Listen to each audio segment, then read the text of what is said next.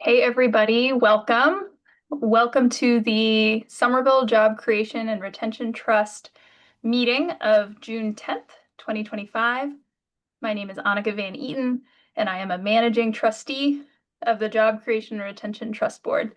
And I call this meeting to order at 6:33 on March 28th, 2025. Governor Healy signed into law a bill which extends the temporary provisions pertaining to the open meeting law to June 30th, 2027. Specifically, this further extension allows public bodies to continue holding meetings remotely without a quorum of the public body physically present at a meeting location, and to provide adequate alternative access to remote meetings. This session is being held in fully remote format, will be recorded, and will be public record. I will now ask the board members to confirm they are in attendance in alphabetical order. Thomas Bent, Thomas Bent, present. Vicky Coitz, Present. Silvana Dinka, Present. Jim Hetchy, Present. Jacob Luria. Okay, currently absent. Councillor Wilfred Mba, currently absent. Rachel Ned Carney, currently absent. Annika Van Eaton, present. Rand Wilson. Present. Present. Okay, we have a quorum. I will now ask William, our city staff, to present a few house rules about using the technology. Take it away, William. Thanks, Annika. So, as you all know, my name is William Blackmer. I am the Workforce Development Coordinator and serve as the staff liaison for the Job Creation and Retention Trust. When an agenda item is being presented, presentation materials will be displayed on the screen. If the chair asks for public comment, please use raise hand function on Zoom if you would like to speak, and you will be unmuted one at a time and given 2 minutes to speak. Trust members, please note that all votes must be roll call votes with a motion and a second. The chair will call on each of you in alphabetical order for a yes/no vote. Any comments typed into the chat box will be part of the public record in accordance with open meeting law. And the one-to-one chat function has been disabled for the purposes of complying with public records law. So I'll pass it to Annika for the first item.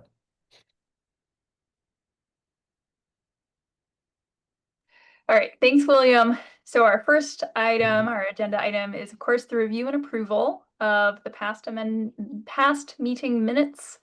So William sent these out in advance from our May 15th meeting. I'm wondering if anyone has any edits or revisions to propose to that meeting or meeting minutes before we vote on it.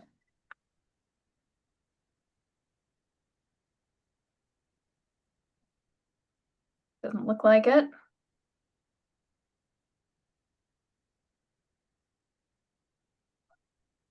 I make a motion to Go ahead, Vicky.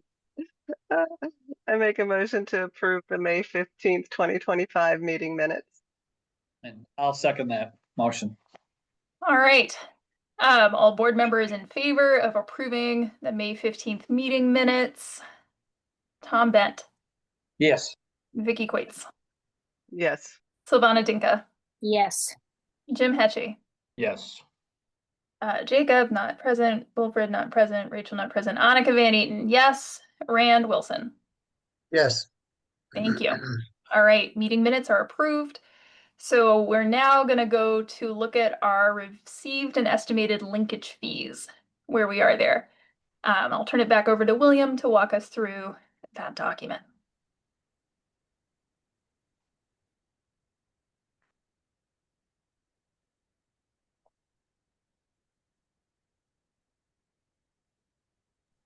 Sorry about that.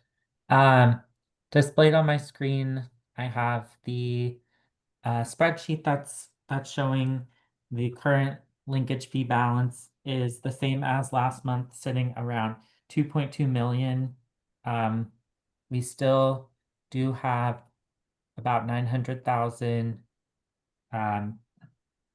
that we are anticipating from 2 projects that are wrapping up.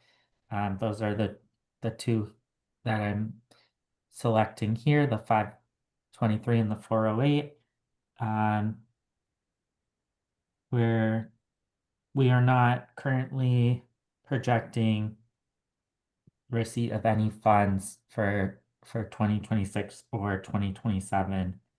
And I just wanted to make a quick note that there was the question last time about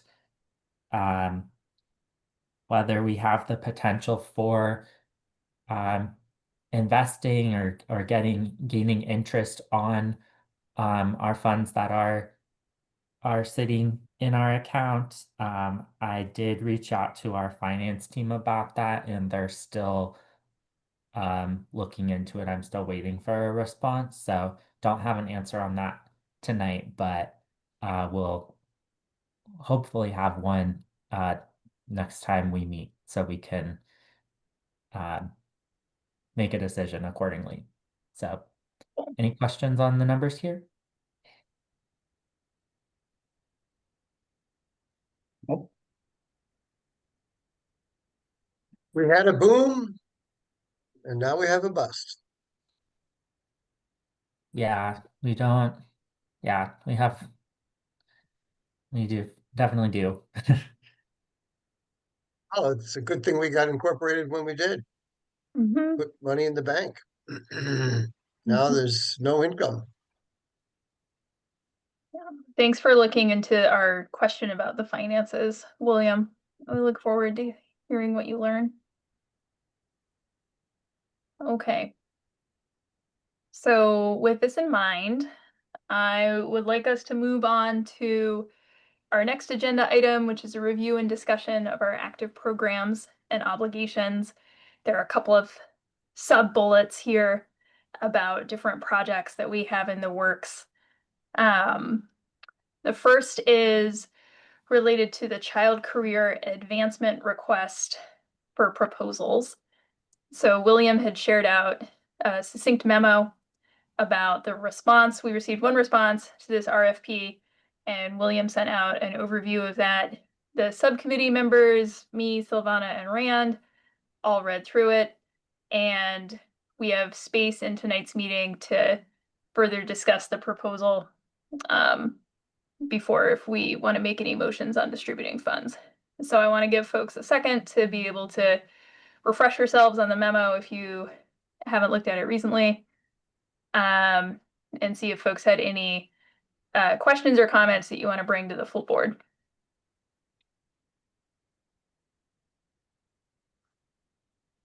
Rand, go ahead. Yeah, I just was hesitant. I wondered why there was, I had anticipated more interest in this because I thought it was a pretty good RFP.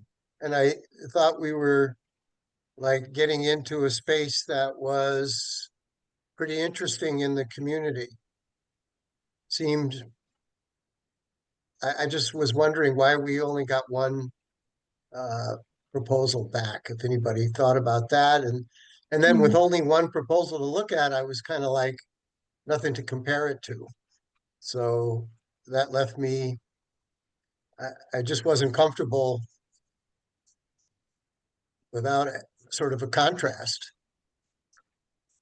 So that's why I was a little undecided about it. Thanks, Rand, for those comments. I don't feel like, oh, Vicky, maybe you have some thoughts to share. Just as a potential answer to Rand's question, I was really impressed under B by how many organizations came together in partnership to respond to the RFP. And so I wonder if, we really just were able to help all, many of the main players who would have responded separately have an opportunity to consolidate their efforts and come together in a comprehensive partnership. That may help to explain a little bit of that question. Yeah, thank you for that.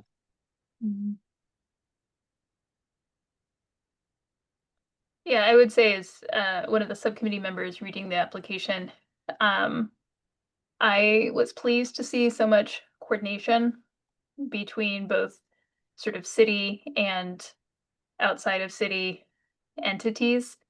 And it seemed like a lot of different groups were involved that meeting different needs related to local family child care centers. And so I had given it pretty high assessment when I read it for that, for one of those being the reasons. And in the proposal received section here, like Vicky mentioned, it references the number of groups who were part of it. Tom, go ahead. Yeah, thanks for the explanation on that. Does their proposal get into who's going to be training what? You know, like what subjects here? You know, there's, like you say, there's different groups, but I don't see, you know, like who's doing what. Have they given you that information? Yeah, that's delineated in detail in the proposal. Okay, great.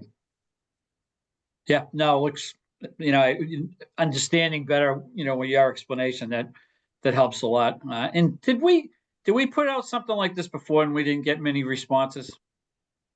Yeah, because we Yeah. had put it out, oh, woof, I can't remember the year, but it ended up being around the same time that the state had received substantial ARPA money and had also put out funds related to childcare.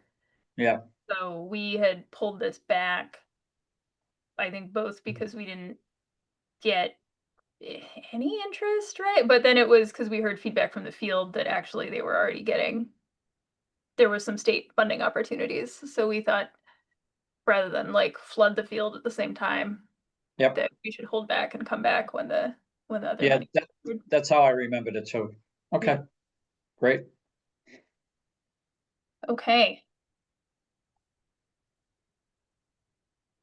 So if I'm not seeing any other questions or space for discussion, I would welcome a motion to vote on this. We're at a distribution vote step of this process. I can make a motion to vote to distribute $294,200 to the City of Somerville's Summer Promise Department for the Child Care Career Advancement Initiative. I'll second it. Okay, we have a motion and a second. So I will now go through board members for voting. Tom Bent, Yes. Vicky Coates, Yes. Silvana Dinka. Silvana just did a thumbs up, I think is having some volumes issue. Okay, but you can hear me, so we're good. Got that, William? Silvana registered, okay, perfect. Jim Hatchie, Yes.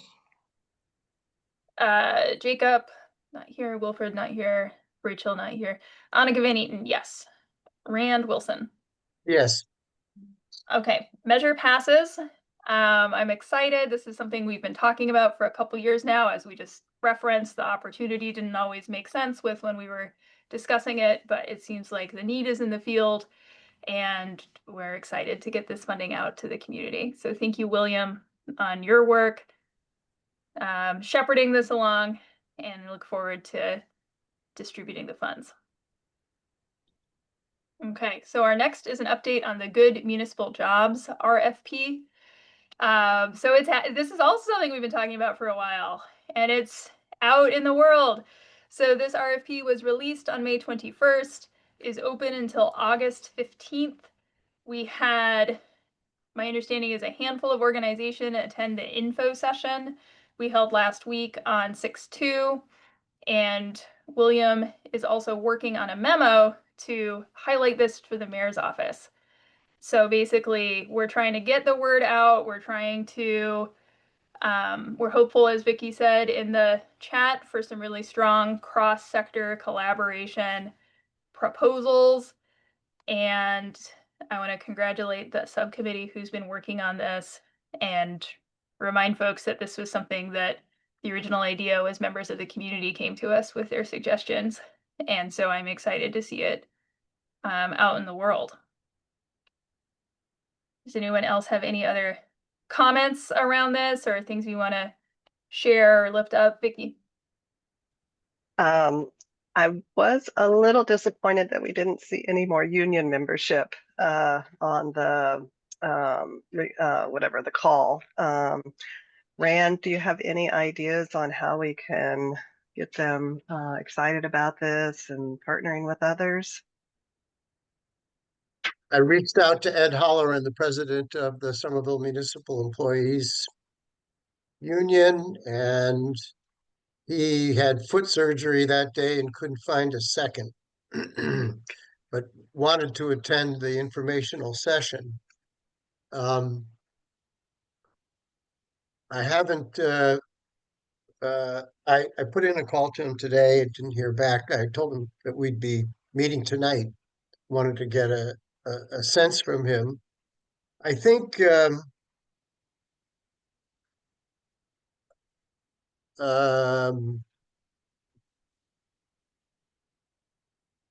what I'd like to do, I guess, is go over with him the people that came to the bidding conference, or whatever you call it, the informational session, and suggest to him that, you know, these people came to the meeting. I haven't done this yet, but say, you know, these are the people that came to the meeting. I suggest you reach out to them. Would that be according to I think him? that's a good idea. Yeah, yeah. That's what Is I'll do there then. is there a meeting that they might have coming up that we could go and present or make ourselves available to answer questions or help them brainstorm? I I think that's a fantastic idea. And I would go to such a meeting, especially if somebody else came with me. But typically there'd be a meeting, the executive board or the membership in June. I think they usually meet at the, I think the Mount Vernon. Uh, I've been there quite a few times for different meetings, Wednesday nights. So let me, so I'll do two things. I'll find out when the next meeting is, suggest that, you know, would they like to have a presentation and then, or an info session, specially tailored. And then I'll also suggest that, you know, here are the people that have expressed an interest in the proposal. I will say that after taking a tour of, was it called Just to Start? Um, Tom, you and a bunch of us went over there one night. Yeah, yep. Just Just to to Start. Like, I thought that they had a very impressive, not only the facility, but a capacity that wasn't necessarily right in this same sort of municipal jobs lane, but close enough to it where I thought they would be a good qualified bidder. And but they didn't come to the info session. That doesn't mean they're not going to submit a proposal. But I just was, I was so favorably impressed that night. And anyhow, that's I don't know. Again, if if somebody has a relationship with them, or if we've reached out to them, or, you know, kind of rub this in their face, maybe, to because they did seem like a group that's, I don't know, could be a really good partner with one or two of those other agencies that did show up.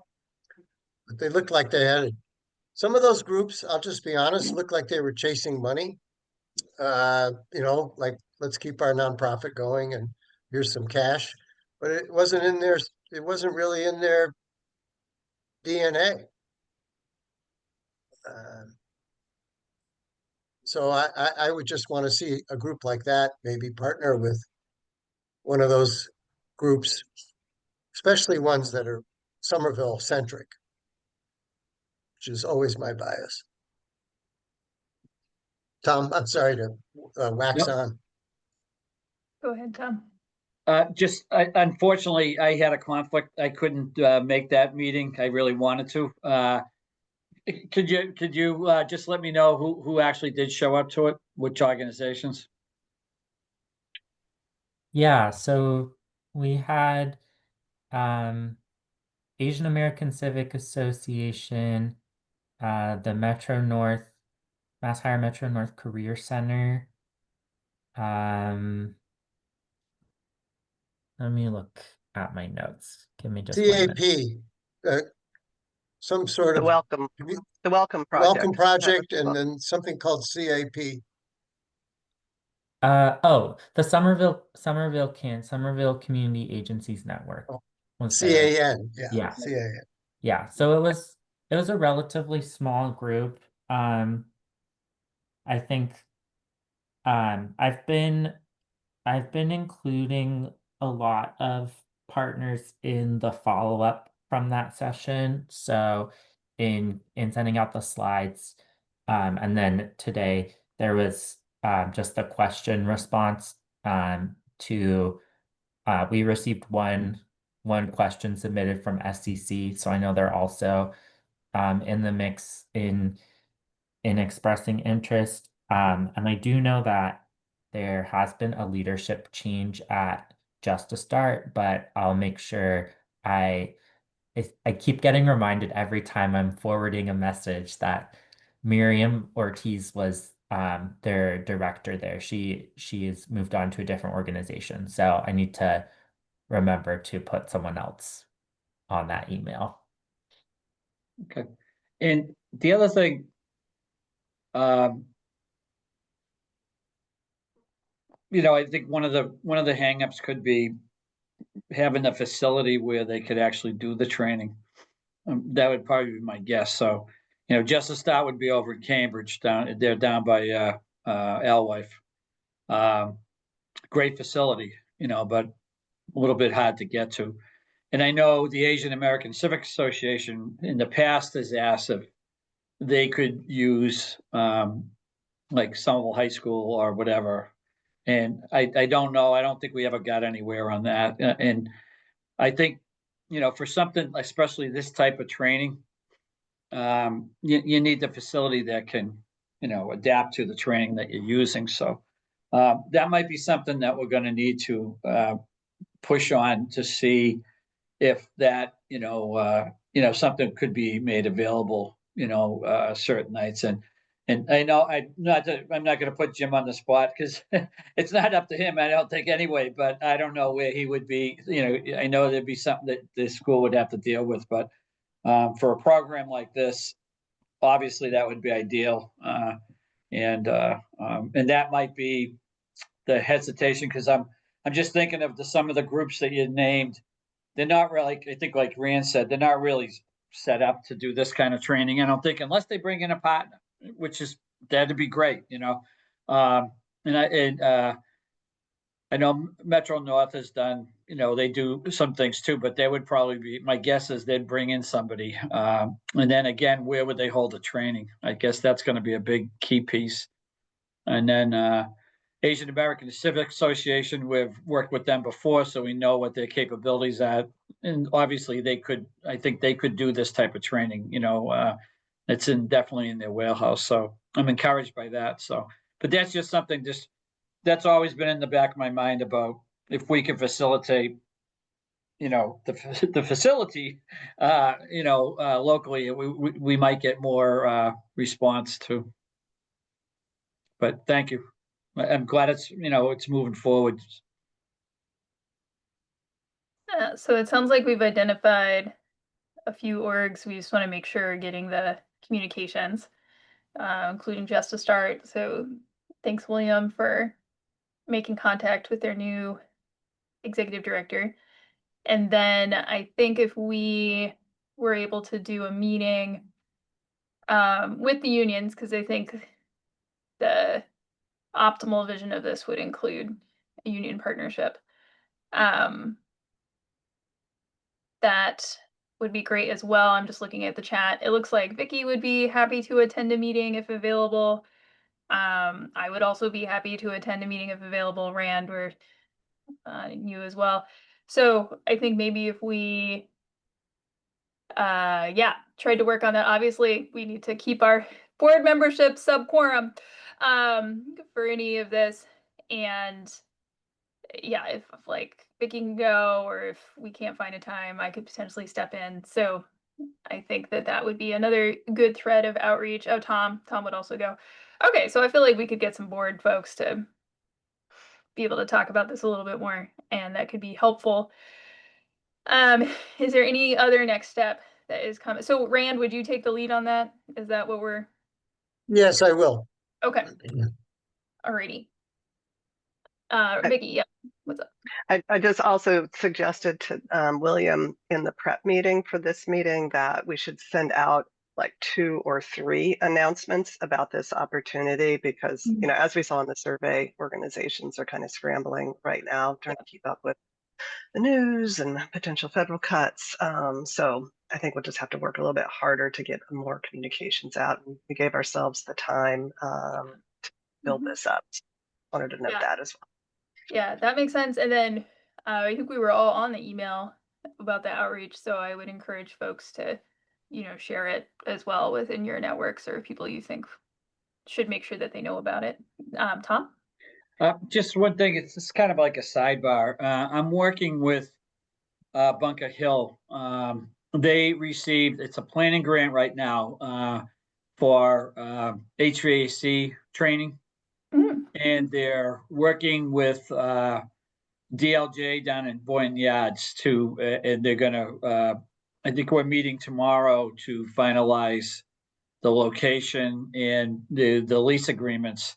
So that's moving along too, and I think, you know, for and I suggested to Bunker Hill, because they've been part of our programs too, that they work with the trust to help them get the word out for, you know, residents that would want to have this type of training. It looks like it's a very robust program, and I've been involved with it for a while now, and you know, it's moving forward. I think they're hoping to have things in place for the fall. So William, I'll give you, I don't know if you've been dealing with that at all, but I'll give you an update as to how it goes tomorrow. And, but I just think, you know, if we have a partnership with somebody else that's doing some training that we could help get the word out, would be great. yeah, that's great, Tom. Just to clarify, to make sure I understood. So Bunker Hill is doing HVAC trainings Mhm. in Boynton Yep. Yards, like physically over there? It's actually, No. they're gonna set up their program in one of the spaces in the older building there where the Taza Chocolate is. Okay. But Yeah, so like in that area though. yeah, Got it. right there. Yeah, and Okay. you know, it'll be you know, it's the curriculum looks great. You know, somebody could get out. I think they could graduate from this program and go out and get a job. They wouldn't have a full license and all that, but they'd be well on their way to do that. So, and they have, it's basically a professional training company that comes in, sets it all up, brings the equipment, and all that. So the great thing is it's local, you know, so. Yeah. Okay. Cool. Thanks for sharing. And yeah, if there's uh becomes once it's live, I guess that could be something else to share out, so folks can share their networks and partners. And maybe, yeah, okay, cool. Thanks for sharing that. I want to move us. Oh, no, wait, we have one more update regarding the financial literacy subcommittee. William sent out a doodle. The subcommittee is going to meet in July, and then we will have more information after we meet. And that is moving along as well. Thank you for managing all of our schedules, William. I know it is not easy. Okay. So our next and last really bulky agenda item is a discussion about continuing the thread from when we met last time and started talking about how we want to think about issuing our next RFPs. So William had sent out that survey to the field of, you know, people we funded before, of folks who are in the workforce development space in Somerville. and had gotten the replies that was in the last one of the last emails that we all got. And some of the things we had talked about from that was around how many of the orgs were either already impacted by federal cuts, anticipating impacts by federal cuts, seeking funding, seeking flexible funding, and trying to navigate a really uncertain landscape. And then we had talked about some things around, well, within our mission, super clearly stated mission in our governing documents, are there ways that we could create a more open RFP to see what the field needs and then fund that within the channels and guardrails of the types of things that the trust covers? And so the next step from that meeting was that William shared out both that individual partner responses so we could refresh ourselves on what they said, as well as the JCRT Declaration of Trust highlighting the trust's use of distributions. And so I think the goal of sharing that out was to reground ourselves in what's on the governing document, and then talk through if we were to put out an RFP to the field to be responsive to their needs. One of the ideas we talked about is going through those list of options on the trust document and highlighting the ones that we thought were like the highest priority right now, given the circumstances, and using that to guide our RFP creation. And so for this conversation here, I think it would be great to talk about that in more specifics, looking at our trust document and pulling out, thinking about the uncertainty with the economy, thinking about the uncertainty or cuts with federal funding, thinking about what needs Somerville workers are going to have, what types of things we would want organizations to be funding to try and make it through this time. And then also, I would like us to think about, well, when would we want to put out our next RFP? We have the childcare one that we have just about to actually distribute the funding. The municipal jobs one is out in the world, and people will be responding to it by the end of August. And then there are 4 JCRT programs that we've been funding that are scheduled to end this year. So that's a little bit of the context of where all of the current funding is.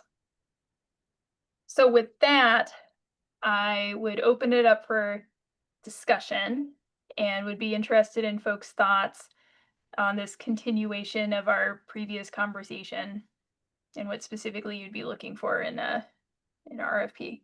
Vicki, I'll go with you first.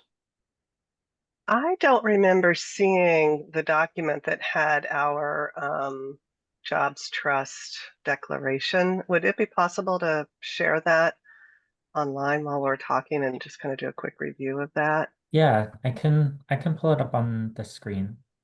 Awesome, thank you.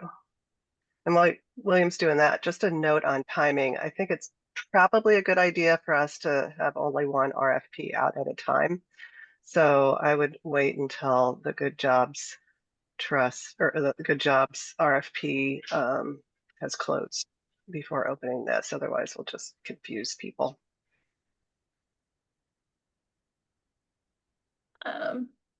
Thanks for the timing note, Vicki. And yeah, I think it was a little confusing, William, because in your email to us, you referenced a previous email with the trust. And I think sometimes it can be helpful to have all of the docs in one place, though I know it's kind of cumbersome to keep adding the same attachment over and over.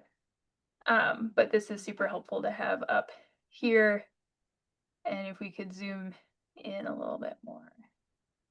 I know we can zoom in on our screen, but sometimes I feel like that doesn't always work for me. Then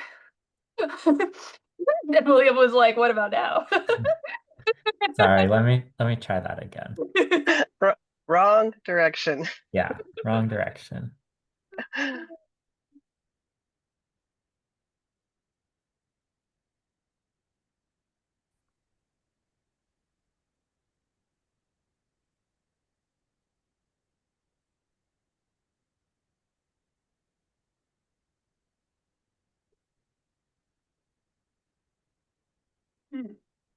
Okay. Great. Let me know if you'd like me to scroll. It has the kind of the considerations for expending funds, and then the types of Why don't you stay on consideration for like a solid Okay. 30 seconds and Yeah. then move down?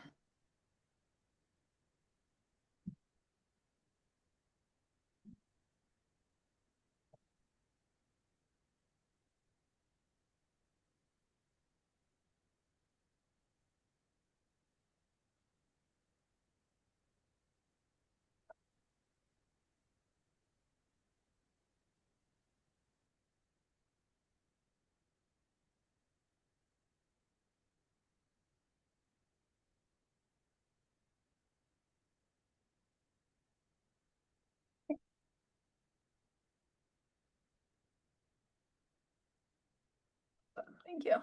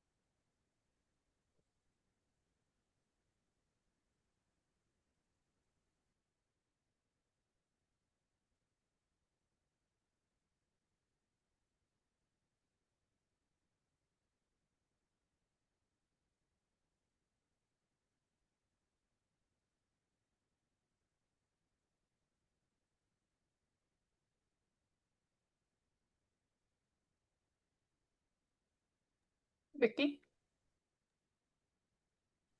I would say we could definitely use this list if we wanted to do a more open RFP. I would probably remove E, funds to research projects to determine other appropriate uses of the fund. That seems like it should be in the wheelhouse of the board. And then K, other programs or projects, because that just opens it up too wide. But otherwise, it feels like, all of these are good uses. Many of them are in line with what we saw in the survey in terms of what people are looking for, as well as in the public meeting that we had last year. So I think this is a pretty good list if we wanted to decide to do a more open RFP.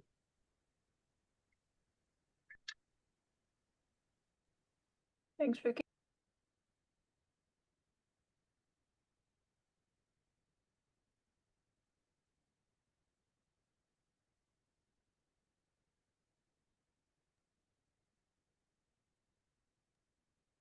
I also might say that B would have to be combined with something. I don't think we Yeah. want to just fund outreach efforts. I'd agree with that. Yeah. I would love to hear from all of the board members on this. Annika, how about J? I'm not fully understanding. Funds for capacity building is continuing with K or is? I think it's its own thing. Funds for capacity building, basically like supporting an organization's ability to do more. I feel like that would be It's maybe not. It's like- not precise in what we can. I think it would, yeah, we would want to be specific that it's all hearkening back to the overall mission of the trust. I think that's a really good flag, Silvana, is that we would lead the RFP with the mission of the trust around building opportunities and improve. Well, I mean, we should use the exact language, which I am paraphrasing, around supporting Somerville workers. And then the idea would be that it would need to be capacity building of adding to the ability of organizations to advance that mission of supporting the job creation and retention for Somerville workers. So I think that's a good point. We would want to, like, all of this is within a subheading of the overall mission of the trust. Okay, thank you. Thank you. Tom. There you go. Yeah, just going back to, scroll up above, basically the main criteria that we have to make sure where it says the board must consider, whether the program or project will help to ensure long-term employment and career building opportunities. So I think that's our number one, goal, that, no matter what, the funds need to make sure that we're doing that. So whatever way, I guess I'm a little confused as to what the RFP would be. I'm a little bit unsure what we're trying to achieve. So I don't know if you can help me with that a little bit. Yeah, I think so. My thought on this is previously, and Vicky highlighted this distinction really well, I thought, at the last meeting. Previously, when the landscape was more advantageous and we were also flush with cash, we were trying to sort of lead out on innovating, and we're more about like very clearly messaging to the workforce development field in pursuing this goal of ensuring long-term employment opportunities. But here's like some really specific ways that we think you guys should do it. We think it should be these contextualized ESOL trainings. We think it should be like these types of job trainings. We did some sort of more experimental things, right, with our innovated stipends, things like that, which I think are still really valuable and we should continue to lift up. And now we're in a scenario where the organizations that support Somerville employment and career building are probably going to be fighting for their lives. And so it's a challenging environment to be specifically dictating to an org, like, this is how we want you to use the funds, if they're like losing half their funding somewhere else and might not have capacity to do the thing we're asking them to do.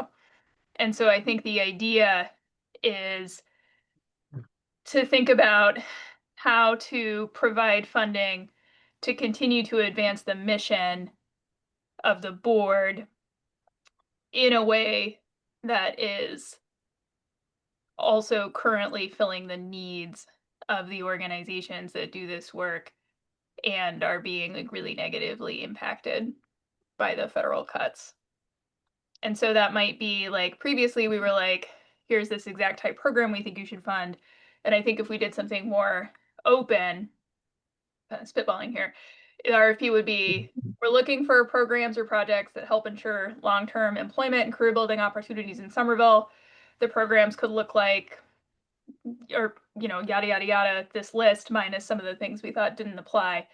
And then maybe from that, we find out that one of the previous grantees is like, oh, well, actually, I used to be able to run the whole like clean energy program, and now like I've lost that program because there were federal fundings. So I specifically could use JCRT money for both the staff that run that training program and maybe like a little bit that goes towards overhead because we've gotten cuts in so many places.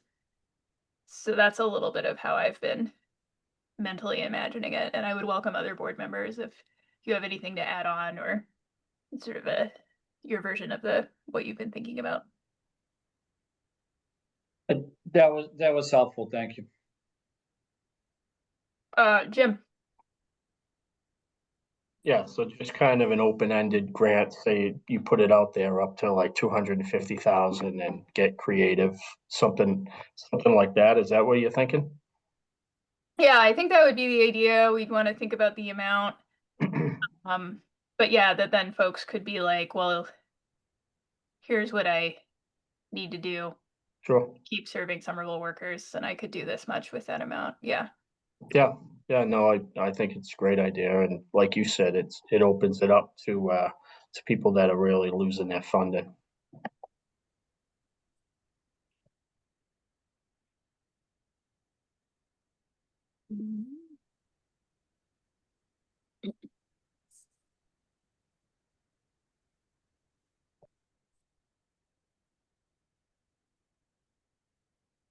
Did anyone else have any other thoughts on timing? You know, Vicky had the thought that we would want to put it out after the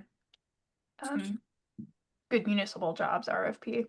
And my apologies, everybody. I couldn't wait to start my salad. It's just been sitting here. I'm pretty hungry. So I'm diving in once in a while. Perfectly okay. Yeah, I think I guess this feels like something that we would start over the summer and wrap up in September or even October.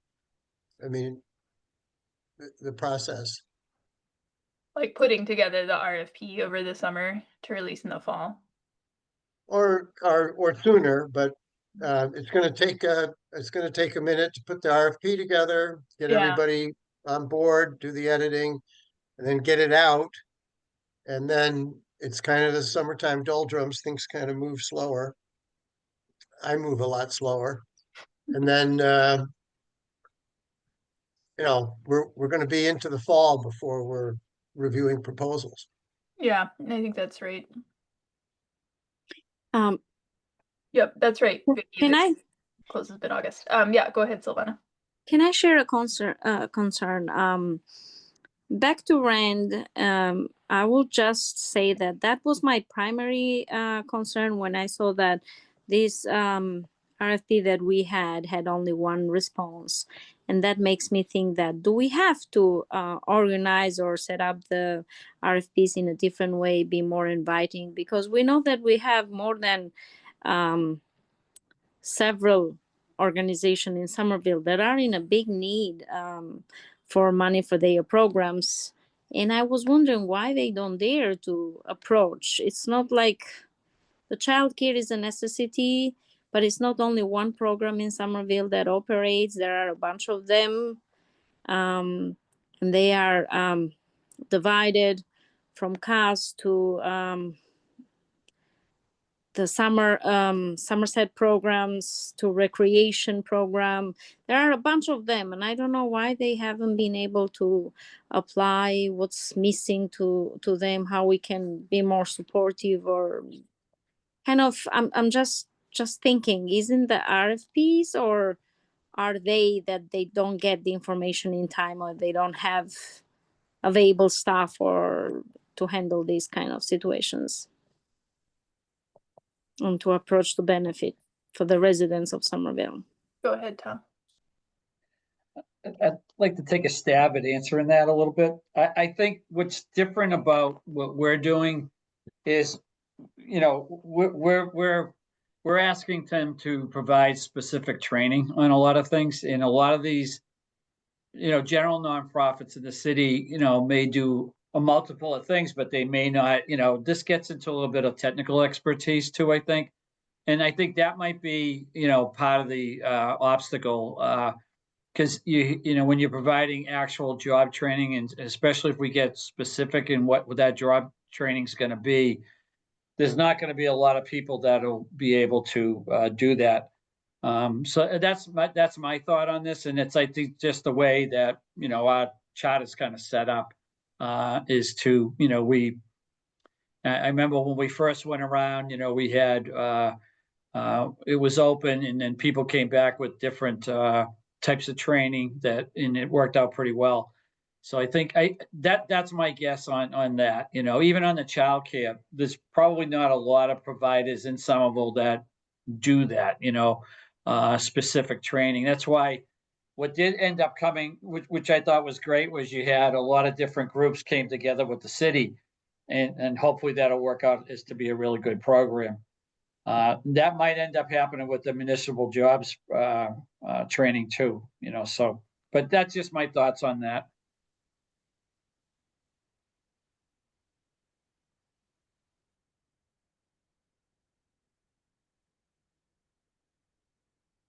I think that makes a lot of sense to me, Tom.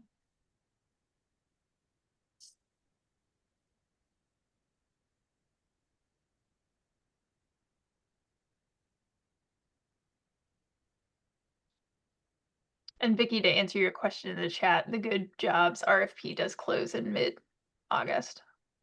Right, the 15th, I think.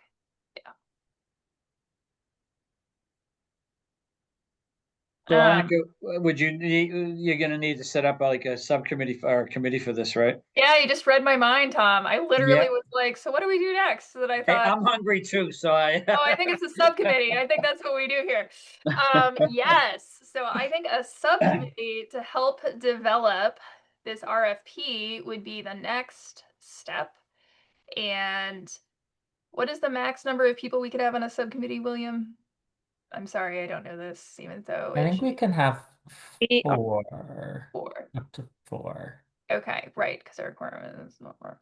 Okay, who would be interested in being in an open to the world RFP subcommittee? I mean, they're all open to the world. Okay, I'm seeing Silvana raise your hand. I'm seeing Vicky raise your hand. I nominate Annika. I thought you were gonna volunteer, Rand. I'm trying not to, but Tom just did. Tom raised his hand. I would be happy to be on this. I think it sounds like, well, I mean, it's an interesting project, and so would be game Just to. just for the record, I was on the last 2. So Yes, no, you have served on other subcommittees, Rand, and one we just distributed funds for, and then one we just sent the RFP out. So nobody thinks you are shirking on the subcommittee front. Thank you. not a slacker here, Let but the record reflect. let the record reflect. Something else Okay. to keep in mind is that we may have, since this is, set to be kind of an all-encompassing RFP, there could be roles for different board members at different points in the process. So some that are involved in, the drafting of the RFP, others that are more involved in proposal review. So just to keep that in mind as well. If it is, I mean, I'm anticipating that an RFP like this would have many more responses than the RFPs we've been seeing. So just would want to make sure everyone has some touch points with the process. Thanks, William, for Yeah, bringing good that idea. up. Vicky. Find all the buttons here.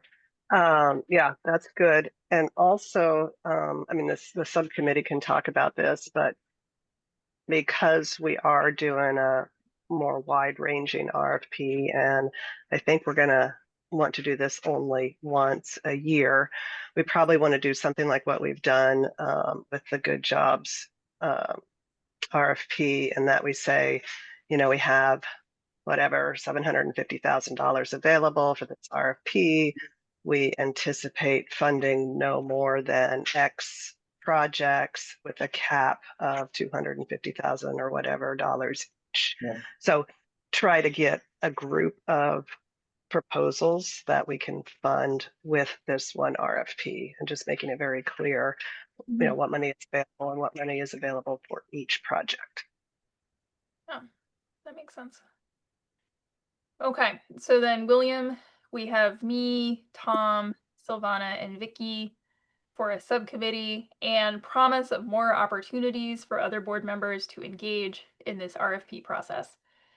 So thanks, everybody. I appreciate the conversation, and I think we can do something that stays really rooted in the jobs board mission and is responsive to the needs of the field in this moment. And so I'm excited about that and look forward to working with everybody on it. As we come to a close at our time together, we have an upcoming meeting schedule. Oh, Rand, a red herring. Raise your hand. Is this about the meeting schedule? I'm wondering if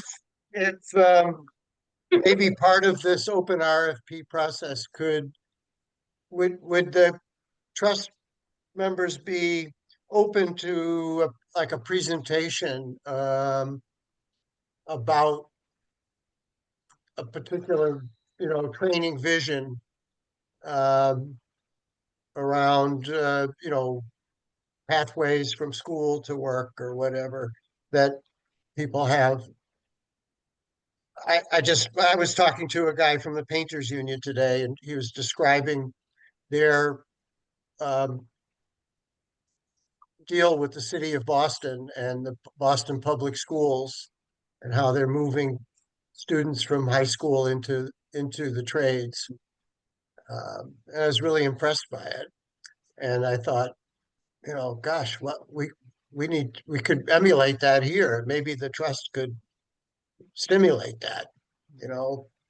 So anyhow, just fun. And Rand, just to, I want to comment a little bit on that. And Jim knows this too, but the Somerville CTE program has done this yeoman's work, working and creating, partnerships with all the different trade unions. So if anything, I think we're ahead of Boston on a lot of this stuff. okay. We've been doing it for a long time too. Like I know with the electrical program, we were the first ones 20 years ago.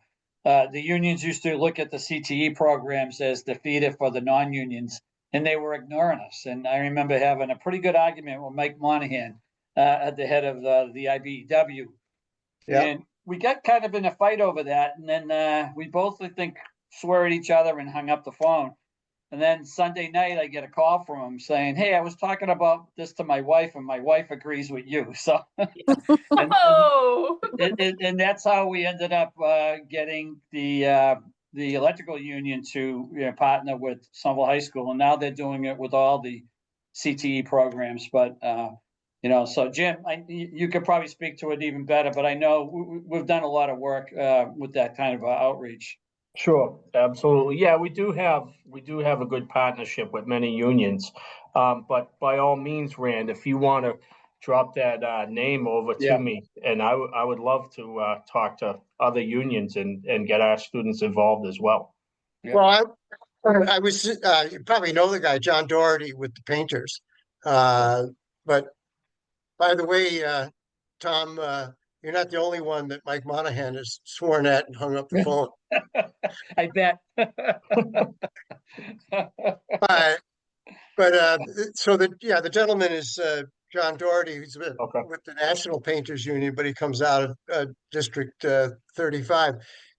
What I was thinking more is like the other board members. When you hear about these pathways that we have been creating, they're really very substantive and exciting. And I'm wondering, like, how could we be more attuned to that and doing more to make them successful and make those programs successful? Because to me, those are very meaningful jobs that people could move into. And the programs I'm aware of the Somerville programs, but it seems like the trust is standing to the side of it instead of supporting it. Be involved. we did just release an RFP to fund trainings to hopefully feed into Union City jobs.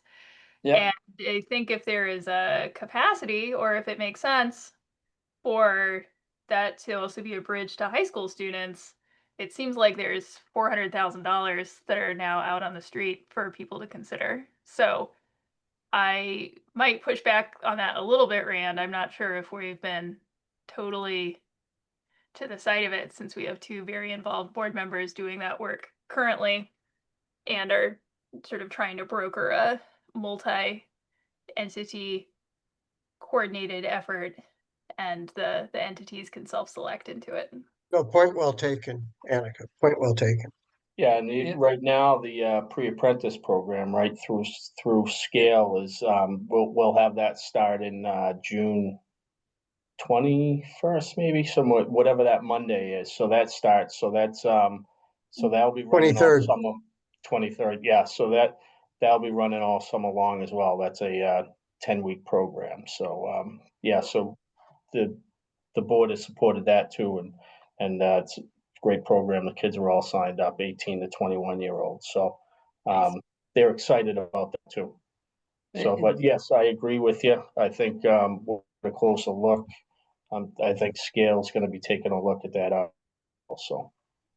Yeah, and Jim, kind of piggyback on that, that 18 to 25-year-old, gap is one thing that we've identified over the years is kind of like the black hole. Sometimes it's like where kids might have graduated from high school thinking they were going to do A or B, and then for whatever reason it didn't happen, and they're kind of just out there. And I know that's the whole point of this program, is to kind of capture those people to kind of get them back on track again. And then, ultimately, one of my goals has been, and you've been working towards that with some of the, bringing back some of the adult ed like night programs.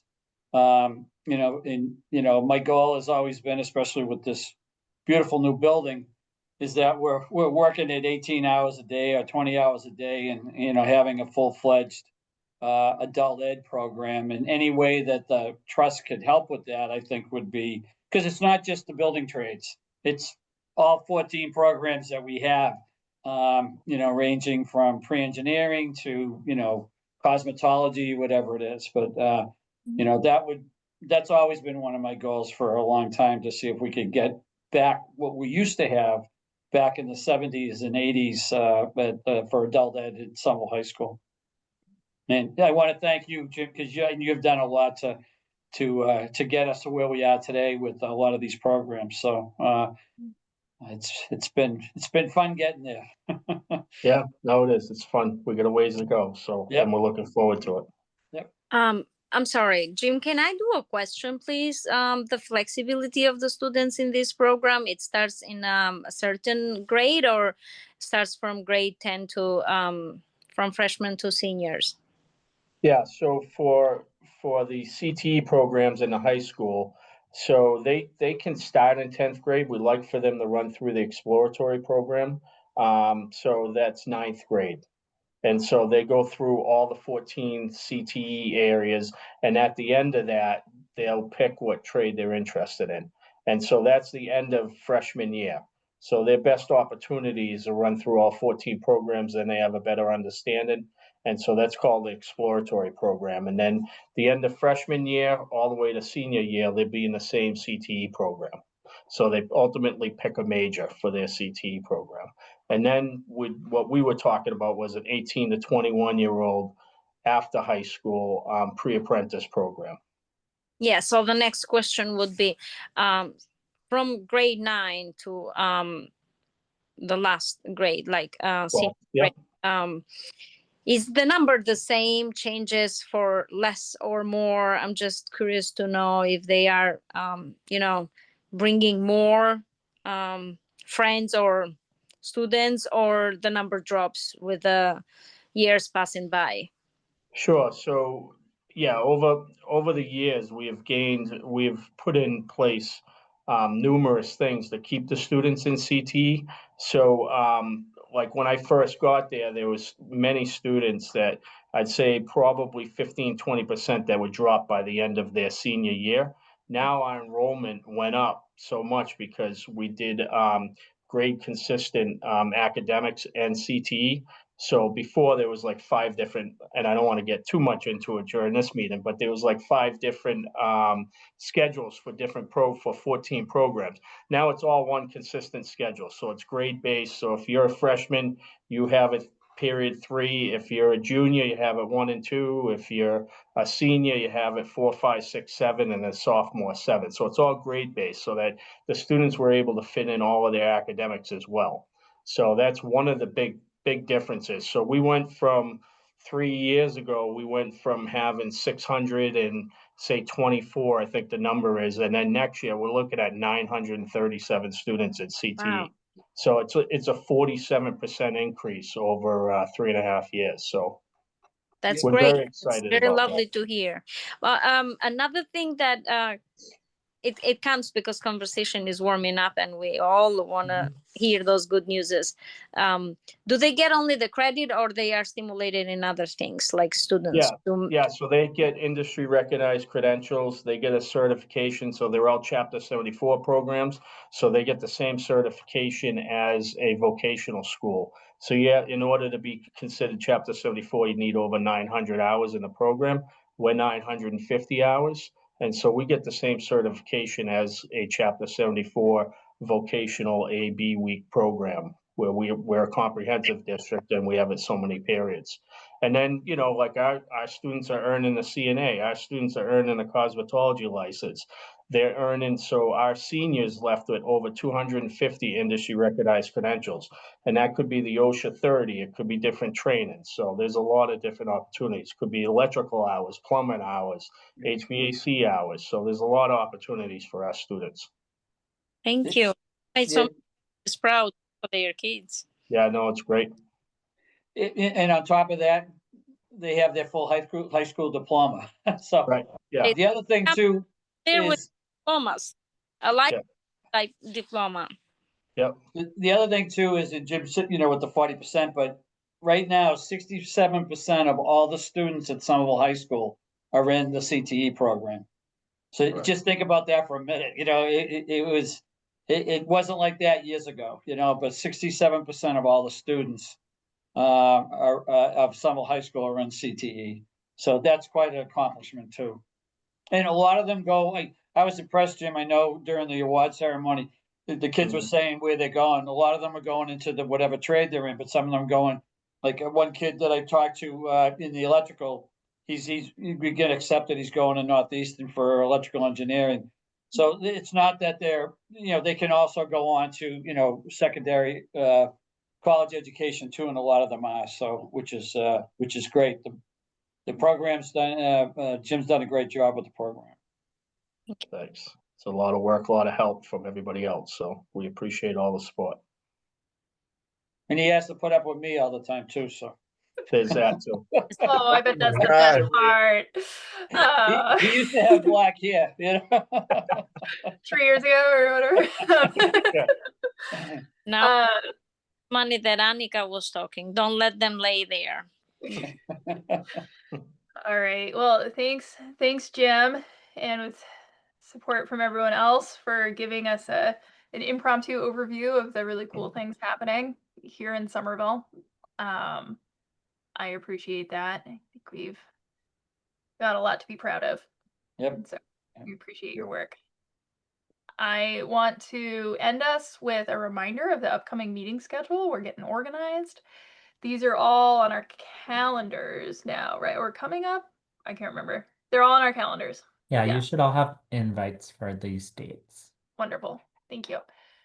So yeah, this is on a regular reoccurring Thursday. And they're all on your calendars. So thank you, William, for again wrangling schedules and working with us to try and make a consistent time that we can plan around. I'm hopeful that this is also helpful for quorum, so we can really do some planning in advance with our own schedules. And so with that, this was a really productive meeting, everybody. We distributed some funds. We have some clear next steps. We made a new subcommittee, learned some things. So thank you, everybody, for a really great meeting. And I would welcome a motion to adjourn. Right before you do that, I have an advertisement. The Taste of Somerville is tomorrow. Oh, yeah. At Boynton Yards, and I just saw that the VIP tickets have been sold out. So if the regular tickets are still available, but they're selling out quick. And you just type in Taste of Somerville and you'll find it'll come up. But over 50 Somerville restaurants are going to be there. And it's should be a great night. It's down at Boynton Yards. So little ad. And with that, I'll make a motion to adjourn. A second. All right, we got a motion and a second. Thanks, Tom. All in favor of adjourning? Tom, Yes. Vicky, Yes. Silvana, Yes. Jim, Yes. Annika, yes. Brand. Yes. All right, we have adjourned at 7:42. Thanks, everybody. Have a good Thank night. you. Take care. Have a good night, everyone.